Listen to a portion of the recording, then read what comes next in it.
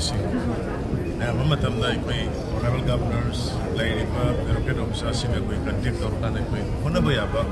Laibak sila Santi Puraknaba Hotnari. Mighty British ki Maongda. Amas ni ada tu ni bukan. Mighty ke di khang na. British ki Maongda lan ke na ke ba kumba. Aku ikoi. Jubraj Energy, General Angamba Zabashina Singha, Sirainaga, Maras Kulasandra. Mangna Manipur, Ima, Katumba, and Nakiba, the Nixon point and a season.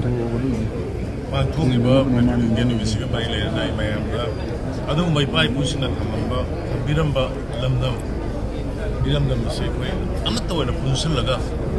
Politically, Rajiti Yoipa, Dal Yoipa, Mamagi, Canava ideology, my Amamlegasu, Leva Suda, Amato and a Punsalaga, Maleva Sibu, Kanbang and Nanaba, in the Sinai way, Puna, which is another labor, and another Hondaminabda, Razamayam the gay, as you can miss the Sazun Nijari, I quite was using my way popular comment later was with the way MLAsing.